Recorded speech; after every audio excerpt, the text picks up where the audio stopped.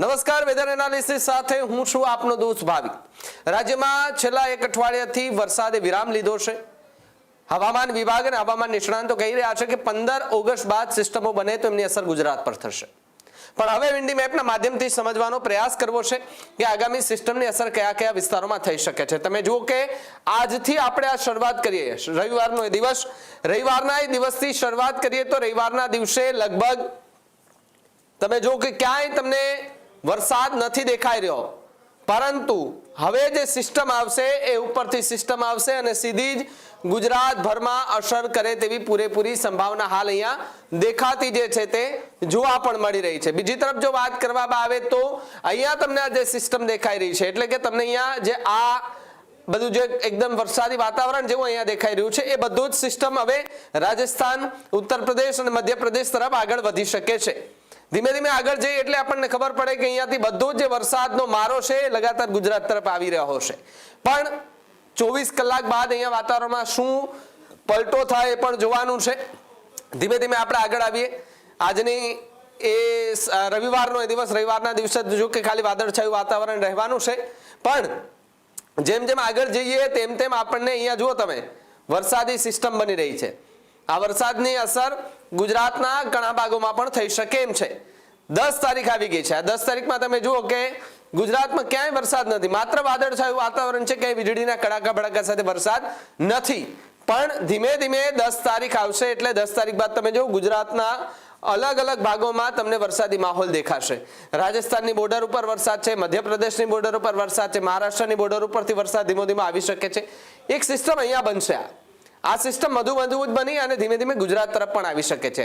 ફરી એકવાર આપણે આગળ જઈએ ધીમે ધીમે એટલે આપણને ખબર પડે કે અહીંયા જે આ સિસ્ટમો બની રહી છે એની અસર ગુજરાતમાં કયા કયા વિસ્તારોમાં આગામી સમયમાં જે છે તે પડી શકે છે। જુઓ તમે અહીંયાથી આ સિસ્ટમ ગુજરાતમાં પસાર કરે તો કેટલી અસર કરે તેવી મધ્યપ્રદેશને એ બાજુ વરસાદ સારો એવો જોવા મળી રહ્યો છે। 11 તારીખ આવી ગઈ છે। 11 તારીખે આજે તમને દેખાય છે અહીંયા સિસ્ટમમાં આ સિસ્ટમની અસર ગુજરાત પર એટલા માટે થશે કારણ કે એમની દિશા તરત જ ગુજરાત તરફ આવી રહી છે।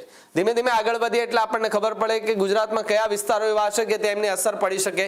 ફટાફટ આપણે એ પણ જોઈ લઈએ। ધીમે ધીમે આગળ આવીએ એટલે ગુજરાતમાં જુઓ તમે લગભગ મધ્ય ગુજરાત અને દક્ષિણ ગુજરાતના ભાગોની અંદર ભારેથી અતિભારે વરસાદ જોવા પણ મળી શકે તેવી પૂરેપૂરી સંભાવના હાલ તો જોવા મળી રહી છે। લગભગ 11 તારીખ અહીંયા આ 12 તારીખ બાદ આખા ગુજરાતમાં ભારે વરસાદ વરસશે। તમે જુઓ કે જ્યાં વાદળછાયું વાતાવરણ જોવા મળી રહ્યું છે। 12 તારીખના સાંજના સમયે લગભગ ગુજરાતના અલગ અલગ વિસ્તારોમાં છૂટાછવાયા વરસાદ પડી શકે છે। હવે તમે 13 તારીખમાં આપણે જઈએ। 13 તારીખમાં કેવું વાતાવરણ રહે તેવી સંભાવના છે। 13 તારીખમાં જો તમે અહીંયા કશું દેખાતું નથી, પણ 11 થી લઈને 12 તારીખ સુધીમાં અલગ અલગ વિસ્તારોમાં છૂટાછવાયા વરસાદની સંભાવના છે। ધીમે ધીમે આપણે ફટાફટ આગળ જતા રહીએ એટલે આપણને ખબર પડે કે અહીંયા કેટલું વાતાવરણમાં ફેરફાર જોવા મળી શકે છે। જો તમે લગભગ 13 તારીખ સુધીમાં આપણે જોયું, 13 તારીખમાં લગભગ 11 થી 12 એટલે કે રવિવાર અને સોમવાર આ 2 દિવસ ગુજરાતના અનેક ભાગોમાં વરસાદી સિસ્ટમની અસર જે છે તે પડી શકે તેવી સંભાવના છે। હવે જોવાનું રહ્યું કે અહીંયા તમને જે મેં સિસ્ટમ બતાવી કે જે ઉપરથી આવી રહી છે અને ગુજરાતના કેટલાક કાંઠામાં વિસ્તારોની અંદર અસર કરી રહી છે, તે ખરેખર અસર કરશે કે પછી માત્ર ને માત્ર સિસ્ટમ દેખાવા પૂરતી હશે કે પછી ભારે વરસાદ થઈ પણ શકે છે। પવનની ગતિ જો ફરે છે તો એ સિસ્ટમ કઈ બાજુ ફંગોળાય છે, મહારાષ્ટ્રમાં જાય છે, ફરી રિટર્ન જ્યાંથી આવી ત્યાં જાય છે અથવા તો રાજસ્થાનમાં જાય છે, એ પણ એક મહત્વનો સવાલ અહીંયા ઉઠતો જોવા મળી રહ્યો છે। તમારે આજુબાજુ કેવું વાતાવરણ છે અમારે ડિજિટલ પ્લેટફોર્મમાં કમેન્ટ બોક્સમાં ખાસ લખજો। બાકી મને આપો રજા અને આપ જોતા રહો ન્યૂઝરૂમ ગુજરાત, ગુજરાતનું ગર્જનાટ। નમસ્કાર। ખેડૂત ભાઈઓ છે ખેતરમાં ડ્રોન ઉડાવતા હોય છે ત્યારે આપણે એક પ્રશ્ન સતાવતો હોય છે કે જે આપણે અત્યાર સુધી જીપીએસ ટેકનોલોજી વાળા ડ્રોન વાપર્યા છે, જેથી કરીને મોબાઈલ ટાવર છે અથવા તો હાઈ ટેન્શન લાઇન પસાર થતી હોય, કોઈ વૃક્ષો હોય, ત્યારે જે જીપીએસ ટેકનોલોજી વાળા ડ્રોન છે એમાં ટકરાય અને ટ્રેસ થાય છે। પણ એગ્રીવન લાવ્યું છે જીએનએસએસ ટેકનોલોજી ડ્રોન, જેથી કરીને એ ડ્રોન છે એ કોઈ જગ્યાએ ટકરાય નહીં, પોતાની રીતે જ ડિસિઝન લે છે અને મૂવ થઈ જાય છે, જેથી કરીને જીએનએસએસ ટેકનોલોજી ડ્રોન છે એ વાપરવાનો આગ્રહ રાખો। હજુ સુધી તમે અમારી ચેનલને સબસ્ક્રાઇબ નથી કરી તો અત્યારે જ ન્યૂઝરૂમ ગુજરાતને સબસ્ક્રાઇબ કરો, ફેસબુક અને ઇન્સ્ટાગ્રામ પર ફોલો કરો।